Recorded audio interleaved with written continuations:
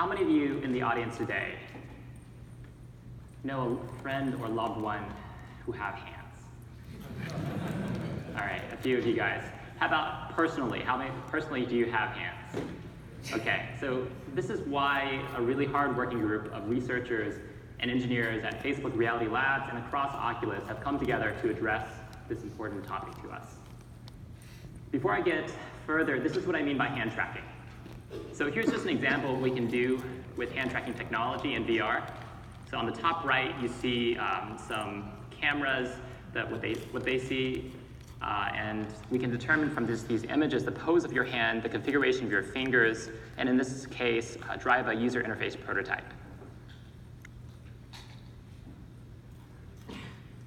So why should you care about hands for VR? I claim there are 3 reasons. The first one is that we can provide you a low-friction input modality. You always have your hands with you. You don't have to keep them charged. You don't have to keep them paired. Second is that hand gestures are really important to body language, to social presence, and for communication. And the third one is that when you put on your VR headset today, you can't see your hands. You can't see yourself. With hand tracking technology, we can give you self-presence, whether you're holding a pair of controllers or not. Finally, how do we track hands? The short answer is we use cameras. But the longer answer is, in the course of developing this technology, we've actually developed 3 different technologies for tracking hands. The first one uses markers on a glove. The second one uses a depth sensing camera. And the third one uses RGB or monochrome cameras. And I'll talk about marker-based first. So this is a case where we can actually get very high quality ground truth for your hand motion and also do some interaction prototyping. You put on gloves with markers on them, you sit in this dome with 16 cameras around you, and we can really provide the highest quality real-time hand motion that we know of.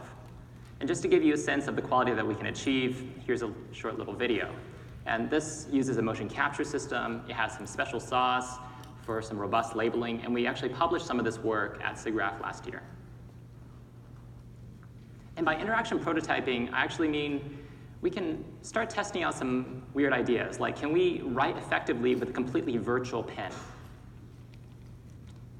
Or can we even type effectively with a completely virtual keyboard? So marker-based hand tracking allows us to test interaction ideas before we can realize them with practical computer vision systems. So that was 16 cameras. What can you do with a single depth sensing camera? We started experimenting with depth sensing cameras because they actually provide both 3D information and are more practical and deployable than having a dome of 16 cameras around you. So this is what we could achieve. So on the bottom left is this inset of the depth image. And you can see that we can actually do a reasonable job at tracking your hands even just from a single depth sensing camera. And here are some more interactions that we can do. And this is a little bit different from a controller because I'm actually using my fingers, or Matt is actually using his fingers to throw or toss things. You can flick things, you can knock things over, you can align things actually with your fingers.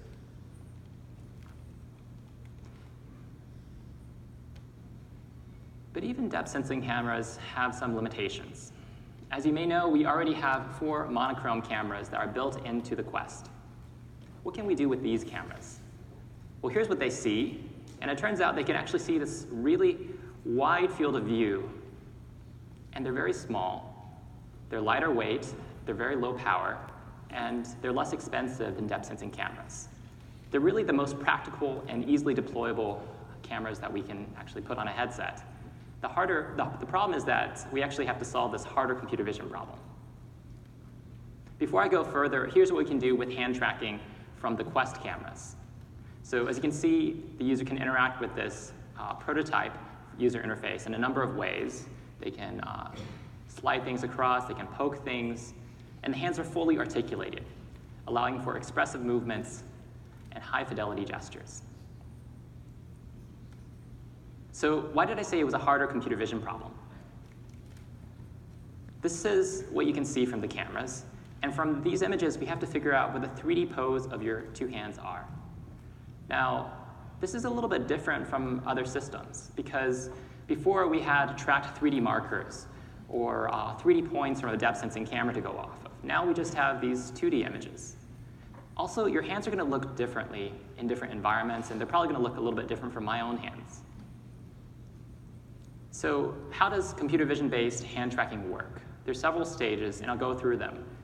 Let's just look at one image for now. The first step is to detect where the hands are. And we're representing this by actually drawing a bounding box around each of the hands. Once we have this bounding box, we feed that into the next stage, which actually produces a heat map of the key points on your hand. These are basically fingertips and joints on your hand.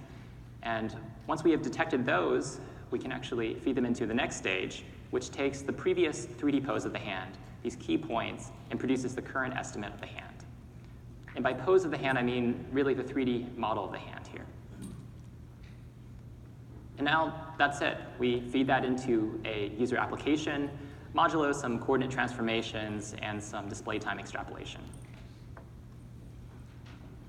So here's the whole pipeline in action. So first, drawing bounding boxes around your hand, then predicting key points, and then fitting a 3D model to those key points and giving it to an application. You might ask, so how do we get a computer to detect the hand or predict key points on the hand? And the short answer is that the only good way we know about how to do this today is with deep learning. We basically show a computer labeled examples of where a hand is on an image or where key points on the hand are. And a neural network is able to learn from those examples. Both detection and key point estimation have been pretty common problems in computer vision over the last 5 years, so we have a lot of confidence in doing that in a consumer product. The hand key points aren't immediately useful as an asset for a game or an application. So for that, we rely on model-based tracking, which uses basically an inverse kinematics algorithm to solve for the best configuration of a skinned hand model to these 3D key points. So that's how the system works at a very high level. So what are some of the challenges that we had to face? I'm going to talk about just 3 of these. The first one is it has to work for everyone, everywhere. And for that, we started collecting a lot of data. So we collected different people in different environments, literally hundreds of different research participants in different outfits, in hundreds of locations, in dozens of apartments, resulting in days of video data. And then we evaluated our algorithms on this large-scale data set.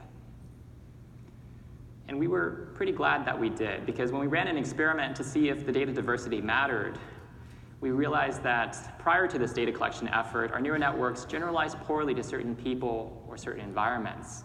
Training on this more diverse data set allowed us to basically close this gap. And we're continuing to collect data to ensure that we deliver inclusive tracking for everyone, everywhere. How about running hand tracking on the Quest itself? So why would that be hard? Well, I was talking about these neural networks, these deep neural networks, to solve some of these computer vision problems. In fact, the only way to solve some of these computer vision problems. So Quest only has a mobile phone processor in it. And we only get to use a tiny fraction of that processor. Most of it is reserved for the user application, for what you guys build. This left very little room for actually evaluating neural networks.